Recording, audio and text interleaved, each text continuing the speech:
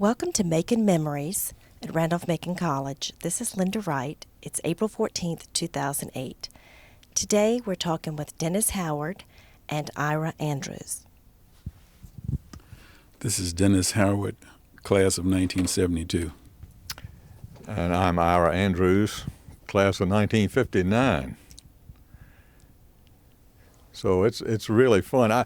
When I received the telephone call from them, or the email one, asking about having a conversation with you, I was so excited because I hadn't seen you for some time, Dennis, and I do have some memories that I hope that are back in this memory bank here. But I really look forward to seeing you and having a conversation with you again. And I wonder if part of this is to remind me, how did Randolph-Macon get on your radar screen? Excuse me. I was recruited by former coach Paul Webb. Coach Paul Webb came to Washington Lee High School in I think it was the winter of 67, 68. And at that time he met with my high school coach, Morris Levin, from Washington Lee High School. And Morris Levin had a policy where he wouldn't let anyone talk to the players until after the season. But he came up and talked to Morris Levin, and later on after the season, Coach Paul Webb talked to me. So it was Paul. I saw Paul, by the way, on April Fool's Day. April Fool's Day. Yeah, April the 1. A bunch of guys in my high school, Petersburg High School. You went to Petersburg? Yeah. Okay, I didn't know that. Yeah, Moses Malone School. Okay. Petersburg High School. There's a Randolph-Macon graduate who is really instrumental in putting together an organization called POGOs, Petersburg Old Geezers organization. Petersburg Old Geezers. And we get together 3 or 4 times a year for lunch, and there are more than 200 people there. So Paul Webb comes up to those things, to those luncheons. I saw him about a year or so ago. I think the gym was dedicated to he and Coach Nunley. Nunley, yeah. And I saw him, I saw his wife and several of his children. Yeah. So we had an opportunity to do a little fraternization there. Oh, that's good. That's good. Now, did you play for 4 years with him? I played for 3.5 years. My freshman year, I had made the starting team and was playing, and I'll never forget a red-haired guy from Georgetown Prep, I think it was, Georgetown Prep, undercut me when I was going up for a layup, and I broke my right wrist. And I was out for about 8 weeks and came back and ended up playing a few games with the junior varsity, and then they moved me up to varsity for the tournament. And I remember they were playing the University of Baltimore, and Darrell Morris was a senior at the time, and Charlie Weston was a junior. And they were something like 20 points down. And I guess the coach said, well, what the heck? We might as well see what we got for next year. And he put me in, not knowing what he would get. And I ended up scoring 9 points, and they came back. I think they lost by 2 or 3 points. And so I remember crying in the locker room because we had lost. And rookie Darrell Morris said, well, why are you crying?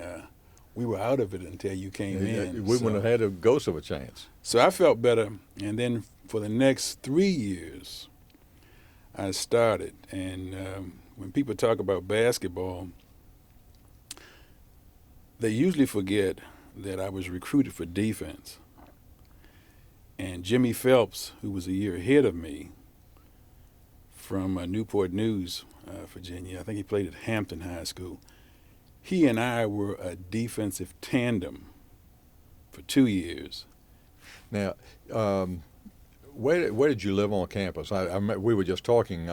This ought to be taking place in the North Wing of Mary Branch, because that's where Tong hung out his at least his senior year when you were president of student body. I lived 2 years in Mary Branch and 2 years in the Smith dormitory. School went co-ed, I believe it was my junior year. Yeah, 71. And Mary Branch was a very interesting experience for me. Coming on board at that time, I think you have to put it in the political economic context of the time. When I came to Randolph-Macon, 1968, you have to think about John F. Kennedy being killed in 64. You have to think about Martin Luther King, Yeah. Malcolm X, Robert Kennedy being killed around 1968. You have to think about the Freedom Riders being killed going south. You have to think about all the sit-ins that were going on. And I was absolutely terrified coming to Randolph-Macon, but at the same time, I saw it as an opportunity to get an education and to further myself in life. I can remember that when I was 16, 17, my mother, for Christmas, I was spoiled brat earlier on, and I was the only grandson for about 20 years. So I got a lot of attention, and the Baptist church and my grandfather and grandmother, who were deaconess in the Baptist church, was a good foundation. My mother gave me a lot of attention, and my mother told me at 16, after she had given me a box of ashes for Christmas temporarily, then she took them back and put the gifts out. It was a wake-up call. She said, son, you're going to get out of here next year. When you're 18, you're either going to college, you're going to military, or you're going to get a job and get a room. And I was stunned because I was the only child in my mother's sight. And I said, well, gee, my mother would put me out. And then I realized, I said, well, there is life after adolescency. And so I really got very, very serious about my grades and always maintained at least a C plus average, close to a B at times. And when it was time to be recruited, I got 5 or 6 recruitment letters, one from Navy, one from the Coast Guard, one from Brown University, one from North Carolina State, and then Randolph-Macon came up. And when Randolph-Macon came up, Paul Webb told me, he said that you can play for 4 years at Randolph-Macon. I was in love, my first love, with a young lady from Arlington, Virginia. Mm-hmm. And so I said, well, I can kill 2 birds with 1 stone. I can go to Randolph-Macon, then I can see this girl on the weekends. So when I left the home, my mother told me, she said, don't go down there and play and flunk out, get the degree. So I left and went on down and came to Mary Branch. And when I got to Mary Branch, I can remember 2 white alumnus had brought me down 95. 95 was just being completed. We got to Fredericksburg and took Route 1. And I said to myself, where are they taking me now? Because Route 1 was it was 2-lane then. And I had just seen In the Heat of the Night. Oh, my. And Sidney Poitier had smacked Mr. Endicott. And Mr. Endicott had told him in front of Rod Steiger, 20 years ago, I could have had you hung for that.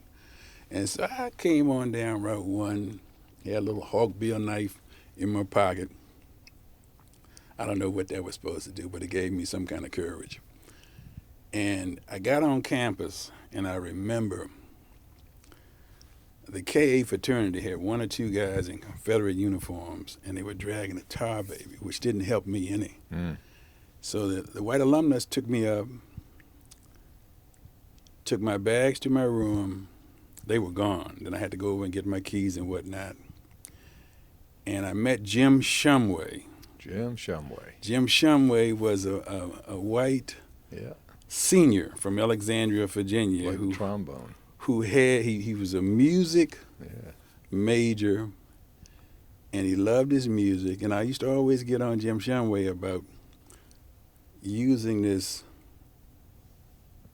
deodorant without taking a bath. And we had it's funny what you remember about a guy, but I remember Jim Shumway. Well, he took a bath about once a week, and I was taught to take a bath every day. So Jim would get up and he would immediately brush his teeth, and then he would spray all this deodorant on. And I remember that, and I also remember that when I got there, the bed was too short.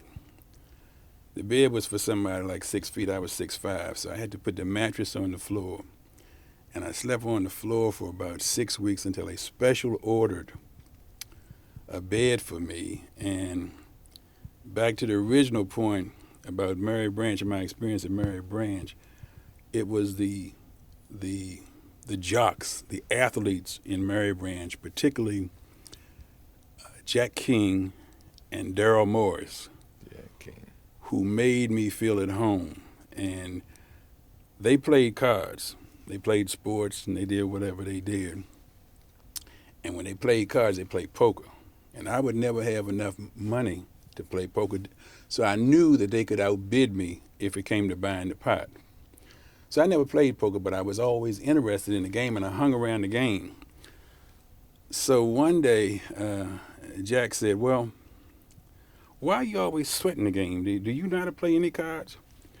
So I told him I know how to play Tonk and Rummy and Pitty Pack and Coon Game. When I said Coon Game, they all laugh, So they figured that the mentality was, we're card players. If we can play poker, whatever game he teaches us how to play, we can beat him. We got it.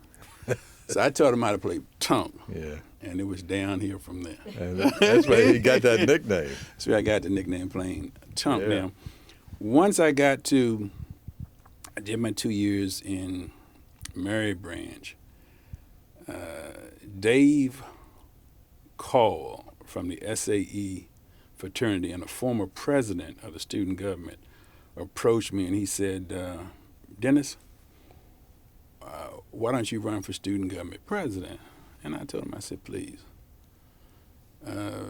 Student body's not ready for that. I said, can't you do the math? I said, we got 3 or 4 black students and 700, 800 white students. I said, they're not going to vote for a black student. They're not ready for it. And right about that time, I think Howard Stevens, who was I think he was Division III, little All-American. Rushing champion. And a rushing champion for the state, and he had 6 touchdowns in one game. He was everything, could play all the sports very good, from Harrisburg, Virginia. He had rushed with the Lambda Chi fraternity, and he was the first black, to my knowledge, to rush for a fraternity on campus. And he didn't make it. He got blackballed. I think he had like 3 blackballs. And so right around that time, they had asked me to run. I said, well, no, they're not ready. And I said, I'm not going to go through the hazing process, because at that time they were telling people to put wintergreen in their jock and run around the track for a mile, and they were running around with bicycles and paddles and spanking them and tying them up to trees down by the James River and getting them up at all kinds of odd times of the day and night to wait on the upperclassmen. Yeah. So I said, I'm not about to go through that for the blackballing experience. So Dave Call said, well, we really want to make a statement to the administration. The administration is too conservative. And the AE Pi fraternity had a large Jewish membership. They did, yeah. And he wanted to have me run. He said, well, you've got some courage, and people respect you, and you say what's on your mind, and we don't have to guess about what's on your mind. You tell us, and you've been the only black here a lot of times on campus. You're doing everything that all the white students are doing, so we know that you're serious about education. Run, we'll support you. So I wouldn't run. over 2 or 3 weeks, he had several other students come up to me, and they lobbied me to run. So I said, well, what the hell, I'm going to go ahead and give it a shot. And I went out and very actively campaigned, little stump speeches and passing out handouts, this and that. A guy named Craig Lawson, white guy, who eventually got on my cabinet after I was elected. He just basically showed up, and he didn't campaign at all. And he was sort of like the alternative to Dennis Howard, keep things as they are, status quo.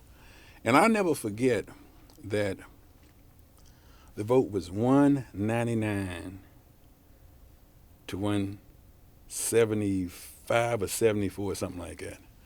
And I had won by about 25 votes. And that cut both ways. It told me on the one hand, you had white students that would vote for him simply because he was white. But on the other hand, it told me that you had white students who were objective enough to respond to the best candidate and the one that showed an interest in the job.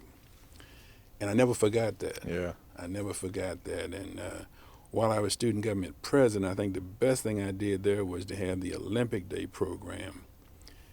And the Olympic Day program was a program where we had the handover school for boys, which was primarily black teenage residents who were allowed to come out of the institution on one day and compete with their counterparts in the middle schools in handicap and non-handicap track events.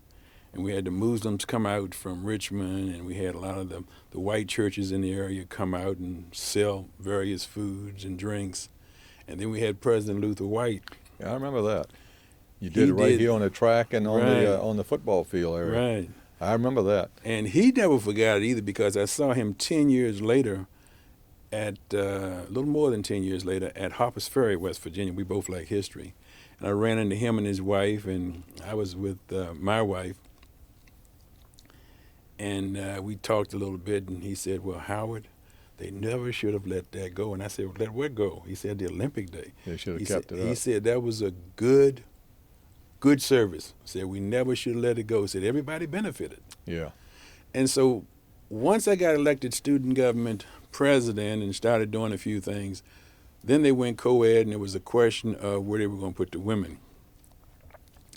So they moved me out of Mary Branch and moved me to Smith Dormitory in what was one of the former house mother apartments. Yeah. And that later became sort of like a black fraternity, if you will, because all of the black students partied there, and we partied a little later than the white students did. So at a certain point, it became everybody's sort of after hours fraternity, because when they finished partying at the various fraternities around campus, they would come to our spot. Yeah, there was a designated close-up time for fraternities. Right. Fraternity parties, 12 o'clock or 1 o'clock or something. And we partied a little later.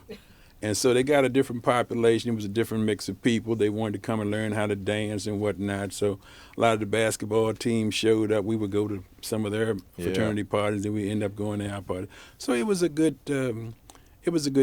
So it was basically the short answer to your question was Mary Branch and Smith Dorm. Smith Dorm, yeah. Right. Now that Smith Dorm, were you president of student government then?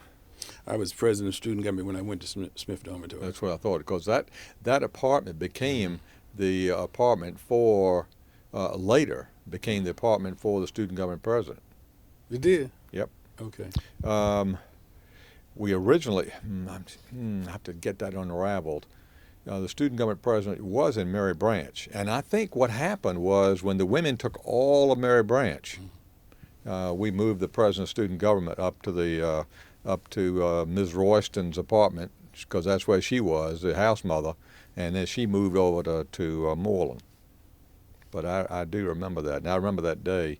And you mentioned, I had forgotten, because lack of use, the school for boys what was it Hanover called? School for Boys. Hanover School for Boys. That was Right. and there was a parallel institution. You remember Janie Porter Barrett? Right, a little School for further Girls. down, Exactly. 301. Right at Peaks.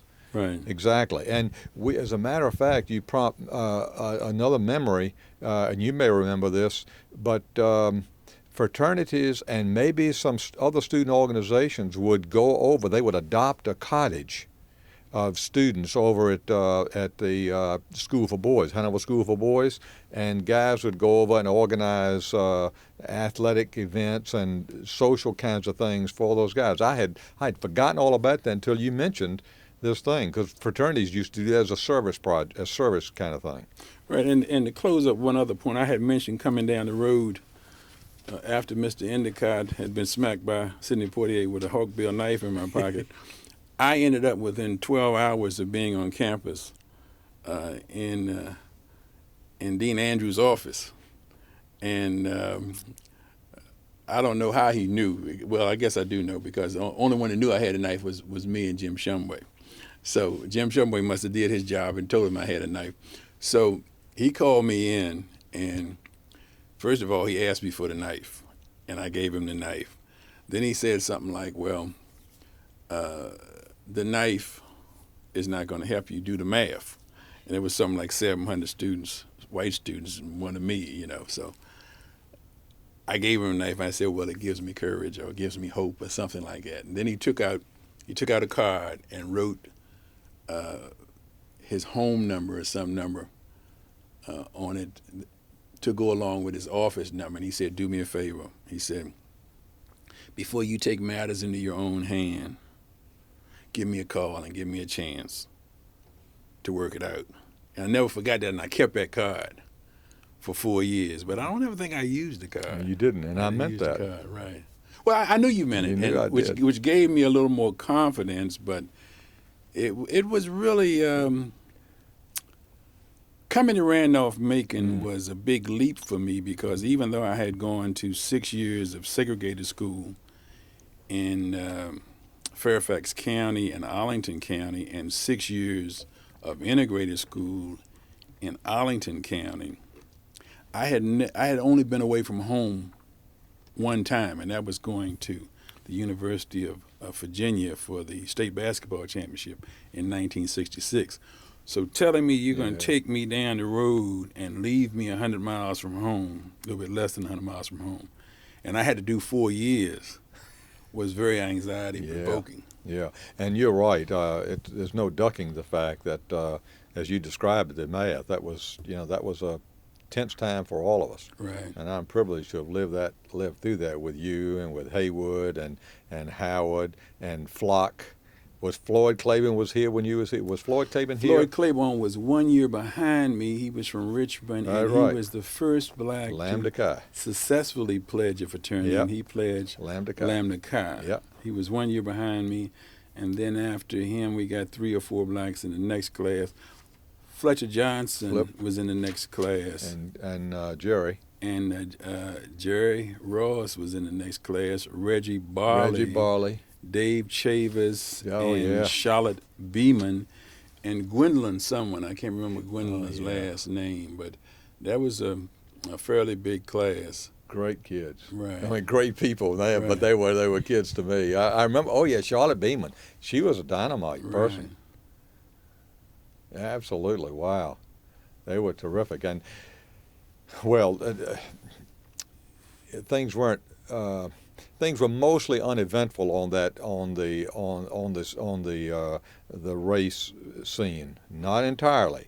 Hap Haywood had come to us from Virginia Union, and I'll never forget.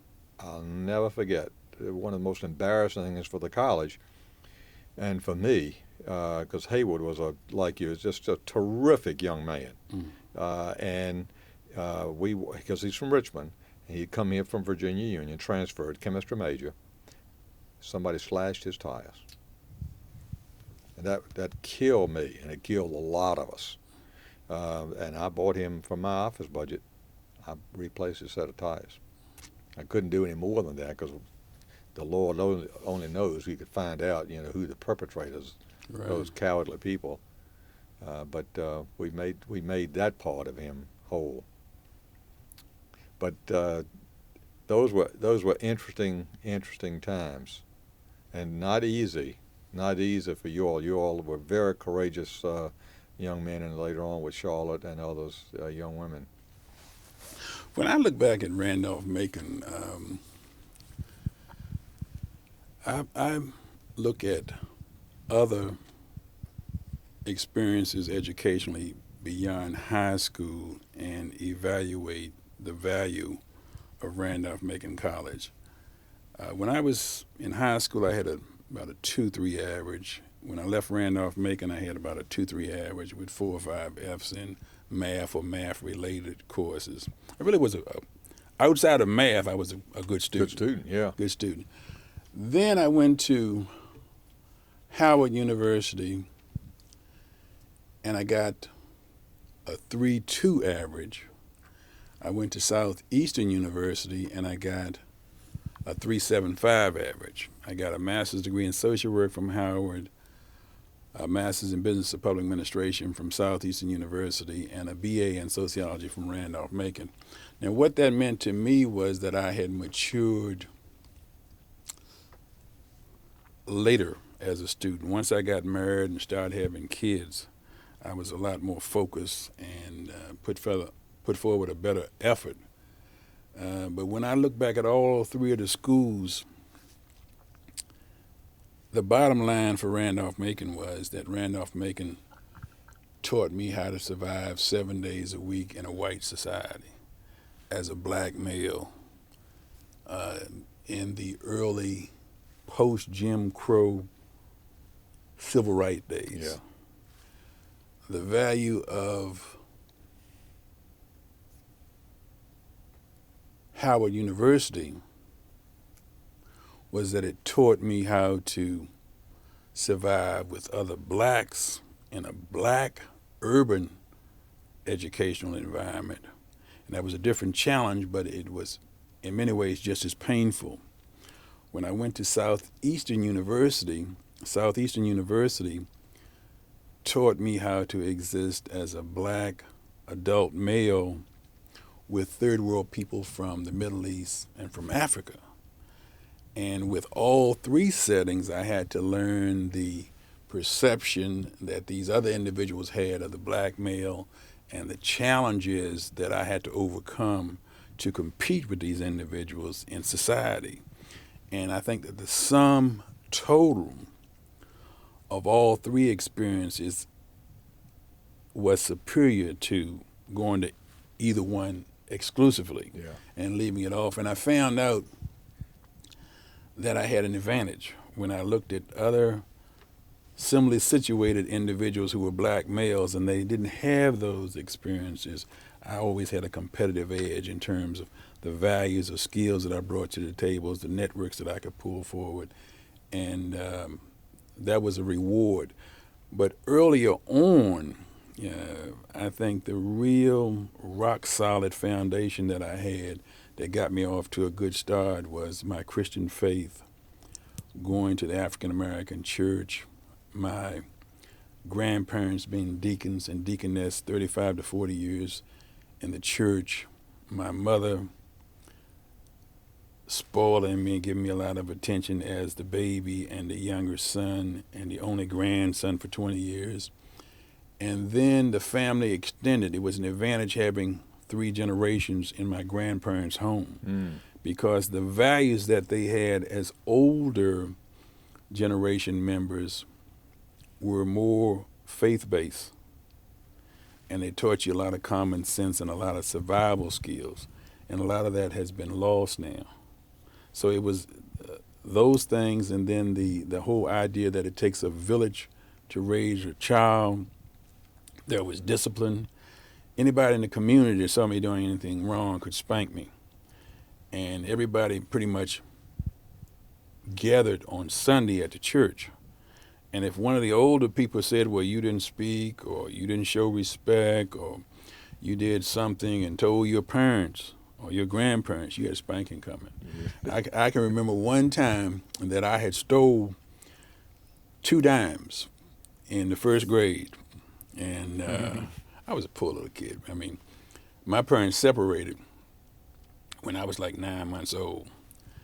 And I really lived in a 2-room shack with no running water and outhouse and a well. And my father had started the foundation of a 3-bedroom house but never finished it before he and my mother broke up.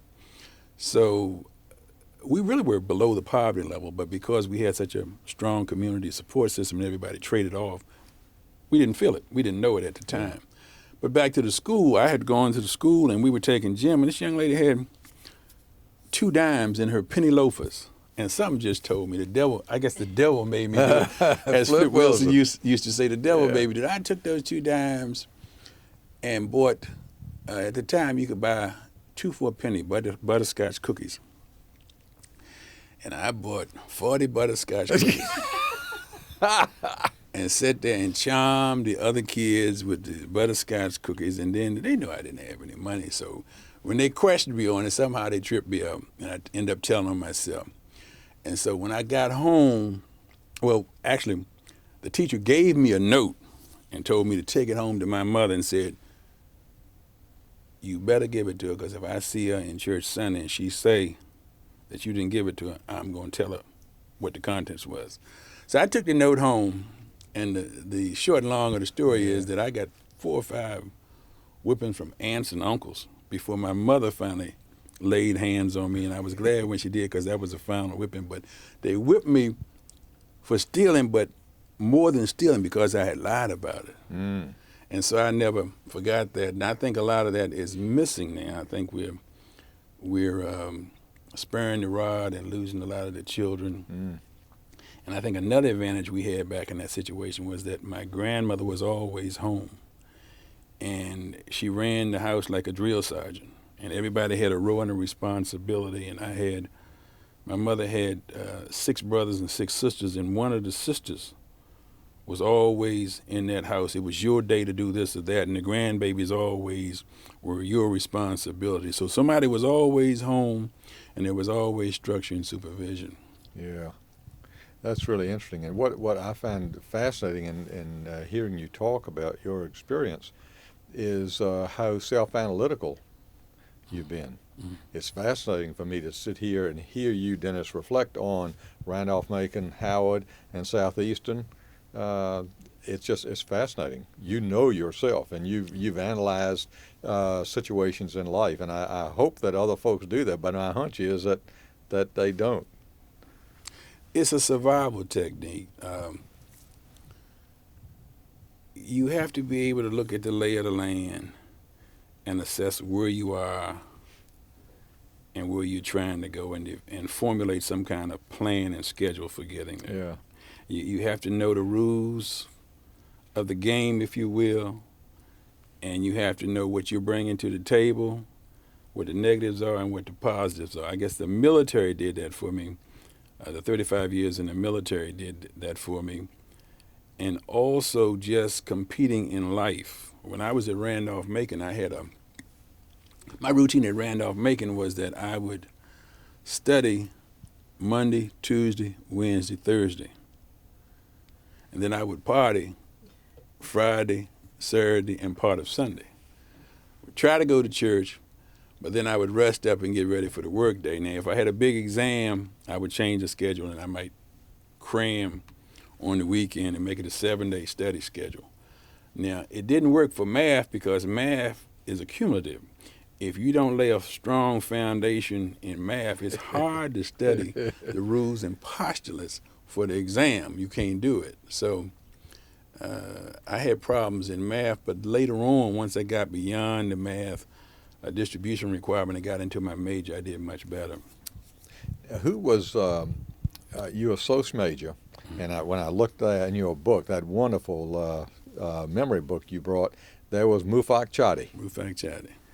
Who else was in the department then? I didn't look at a catalog. I remember Mr. Jordan. Mr. Of course. Mr. Jordan, yeah. And a Mufak Chadi. Yeah, Those are the 2 I remember. Yeah, Bob Jordan. Jordan. He lives in Hanover, lives in Ashland. He and his wife Pat. Okay. Jordan. Yeah, my kids and their kids went to school together. Right. Bob Jordan. I can remember at Randolph-Macon, a radical transformation of the student body. And it went from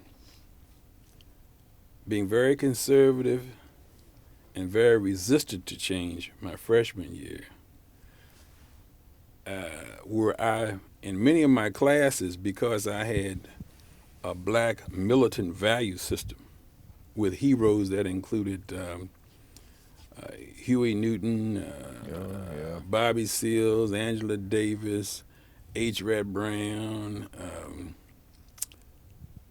There's a congressman that said, "Burn, baby, burn," that who I'm blocking on, that used to be chairman of some committee, went down to Bamini or something like that, and they stripped him of his chairmanship. I can't think of his name. But those were my heroes. From New York? From New York. Adam Clayton Powell. Adam Clayton Powell, that's exactly right. Yeah. Adam Clayton Yeah. Powell. He was Abyssinian Baptist Church. Right. He was a hero of mine. And when I was in the student government office, those posters were plastered all over my student government office. And at that time, with all the assassinations that were going on in the larger society, there was a lot of racial tension. And I would end up going into a sociology class or religion class with Professor Edwards, and many times I would have to defend my values by myself. And I would put my back to the wall, and the whole class would take shots at me. And earlier on, I thought there was some resistance from the faculty as well, because I thought that they expected less from a black student, and I thought that the grades reflected that. And I can remember when Miller Davis from Smithville, Virginia, and I were sociology majors, and we took several courses together. And I used to tutor Miller Davis. And Miller Davis was a white student whose dad owned a lumber company. Lumber company in there. And he was just basically coming to get a degree to inherit the lumber company and say he had a credential, he was an educated man. For me, I was trying to do it all with a degree that opened a lot of doors. And so I was tutoring Miller Davis. And when the grades came out, Miller got a B and I got a C. And so I said, "Miller, go get all your exams and bring them here." So Miller did, and I got mine, and I went and copied them. And I caught Dean Mabry. He was what, dean of the college at the time? Yeah. He was dean of the college. William Alexander Mabry. And I caught him on the way into Peel Hall one morning. I said, "Dean Mabry, I think a little racial discrimination going on here." And of course, that got his attention, right? He said, "Well, what are you talking about?" So I gave him about 4 or 5 exams. And on the objective part of the exams, I had maybe 50, 75 points more than what Miller Davis had in terms of the objective score. Yeah. But now, on the subjective part of it, he had maybe twice that many points than what I did. And so I had gave supporting information to support my position. And I told Dr. Mabry, I said, "Well, okay, now I'm a black student here." I said, "You can't expect me to think white." I said, "These are my heroes, and I have a good position here." And I said, "They're just not accepting my position." So I heard later on that he had went to a faculty meeting, and he had presented that same position. And from that point on, Things change. And my grades improved. It didn't improve that much in math, but in everything else, my grades improved. From my senior year on in, they improved a lot. And I can remember when I was a senior, we had a weak basketball team when I was a senior because 2 or 3 recruits that were freshmen, for whatever reasons, these guys were good for maybe, they could combine for 50 points between the 2 of them, right? One guy had personal problems with the school and something about an academic issue. He had to leave. He transferred to the University of Maryland. The other guy was redshirted. And about that time, Newsweek magazine came out with a report saying that black athletes were being exploited by the schools and that a large percentage of black athletes were not graduating. And so there I was sitting there with a C average and needing to pick up a math course for distribution reasons to graduate. And I also needed to do a senior project to graduate because I didn't have enough distribution points.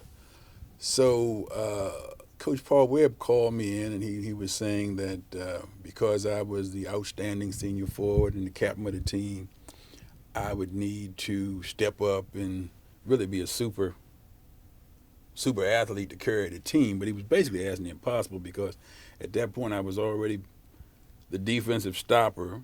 I was averaging about 12, 13 points a game, close to double rebounds, and I had 5 or 6 assists a game.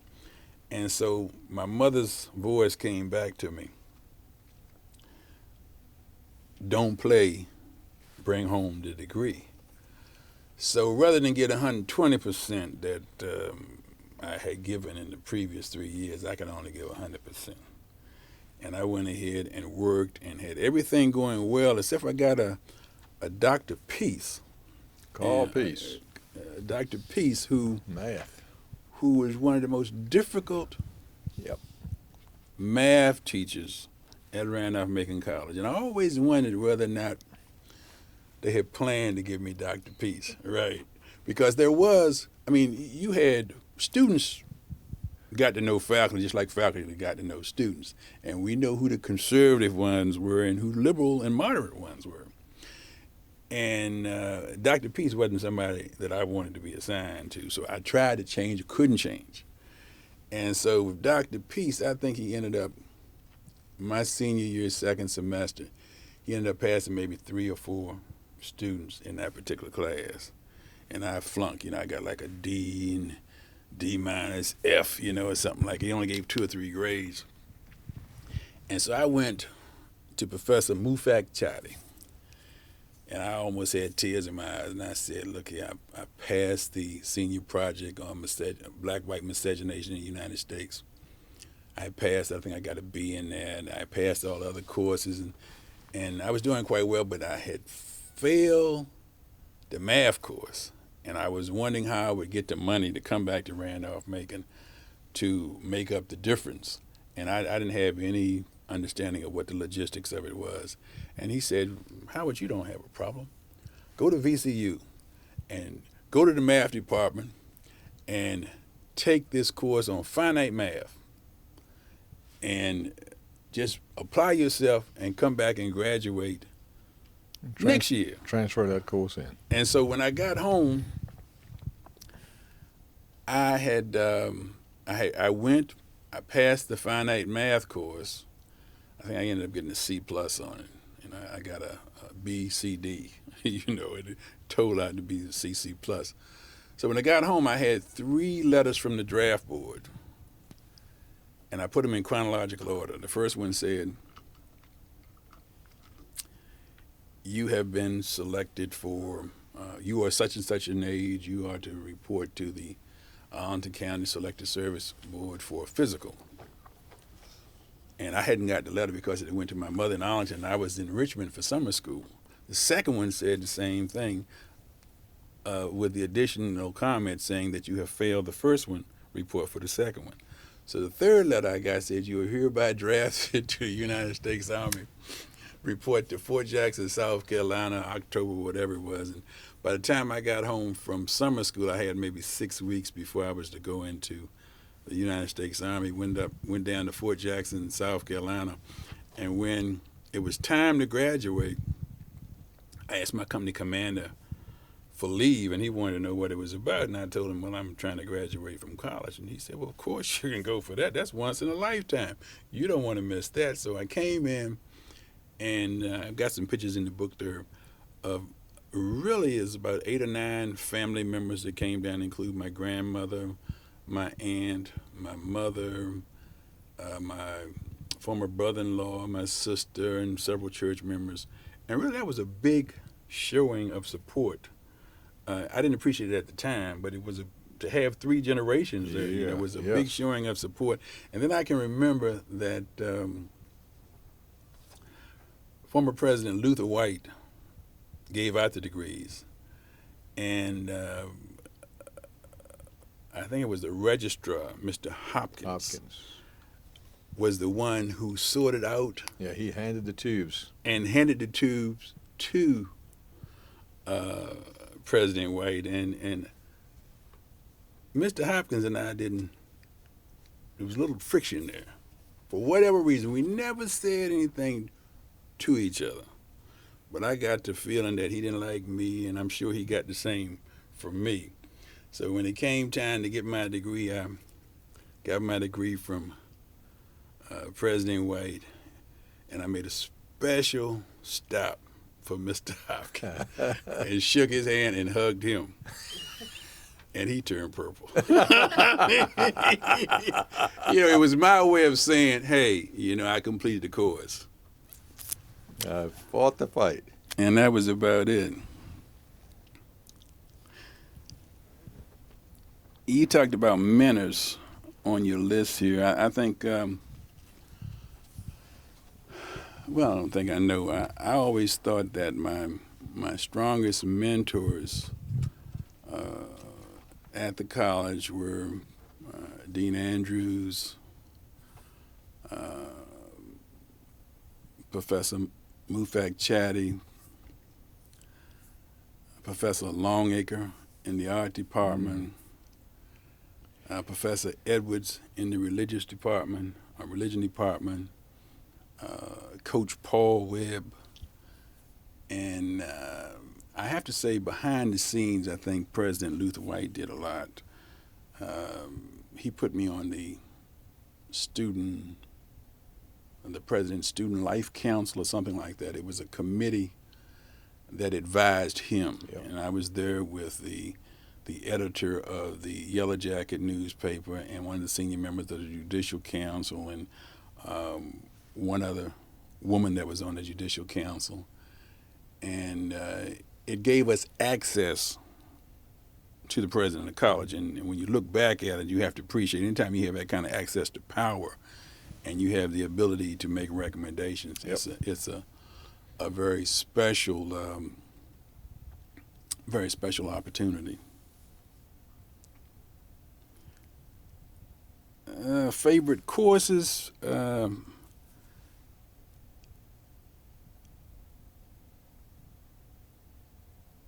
I enjoyed sociology,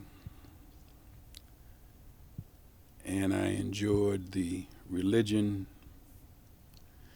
One guy I omitted that I can't omit, Chaplain William Gibson. Bill Gibson.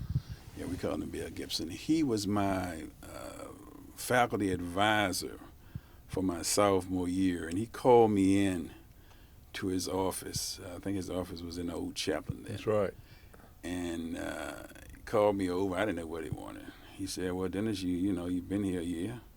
It's time to sort out what you're going to do, with your life, with your career. What are you going to do? You just can't keep going to school forever. And that was the farthest thing from my mind. I had went to school, allegedly to do something with art education or art history. You really couldn't do anything but be maybe an artist and have rich patrons or maybe to teach art in school. But he said, well, what do you want to do? And I'll always remember this. I said, well, I don't know what I want to do. He said, well, what do you think you want to do? I said, well, I don't know. I want to help people. And he stopped and he paused and he looked at me. He said, oh, that's so good. That's great. Would you like to be a minister? And I said, well, Chaplain, I don't play with God. I'm really not that straight. I can't I can't walk the line that straight. So he said, well, what about psychiatry, psychology? And he went on down the line, psychiatry, psychology, and then he went to sociology. And in each of the subjects that he mentioned, each one of the terminal degrees he mentioned, I asked him what was the terminal degree and how much money would it cost. And he said psychiatry and psychology required PhDs. And he got to sociology and said, well, you probably need an associate work degree.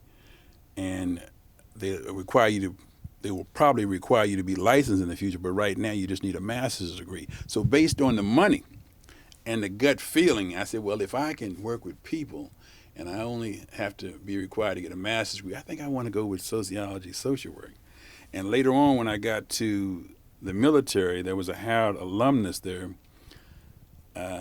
Jerry Langley, who was she was a supervisor of social work services in the drug center where I ended up working for the Army.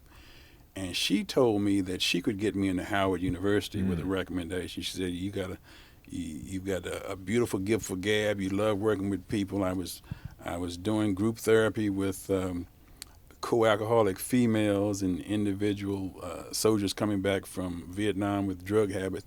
And so she wrote to Howard University School of Social Work.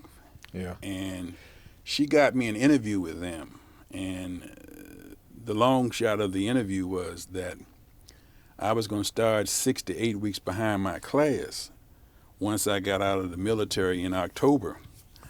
And they wanted to know whether or not I could catch up. And they talked to me, and I talked to several of the faculty members, and they said, this guy's sharp. We think he can. And I think having gone to Randolph-Macon and the other schools I had gone to and coming from the community I had a good, solid foundation so that when I hit the ground, I did catch up. Yeah, great. And so that was a pivotal recommendation and a pivotal placement in my career. And I'm now at the point of retiring from the military and from civil services after 35 years in one and 21 years in another with a license in social work. And I really work with tens of thousands of people, and I really enjoy doing it. Yeah. Boy, this has been fun, Dennis. And it's fun hearing about how your career has blossomed, and I'm sure that lots of people have benefited by not only your prodding, but your insight into life. And to think that Randolph-Macon had a little bit to do with that is really gratifying. Randolph-Macon had a lot to do with it because actually, when you think about the fact that it is a white Anglo-Saxon Protestant-dominated culture, and Randolph-Macon was my first full-time 724 experience with that culture, it got me off at a young age on a good foundation, and that was very helpful. Yeah, yeah. It doesn't hurt you. I remember getting a ticket or two. I remember the first ticket I got, I went to Arlington County for going 10 miles over the speed limit, my first ticket, and the judge in Arlington County asked what did I do, and I said, well, I'm a student. And he said, where you go to school? I said, Randolph-Macon, and the judge did a double take, huh? He did a double take. He had to be thinking, how does this black guy go to Randolph-Macon? That's not what I recall, right? So it didn't hurt me in any way. It opened a lot of doors for me going to Randolph-Macon. Yeah, that's great. That is great. Thank you so much for sharing your memories, Dennis Howard, and thank you, Ira Andrews, for being with us today.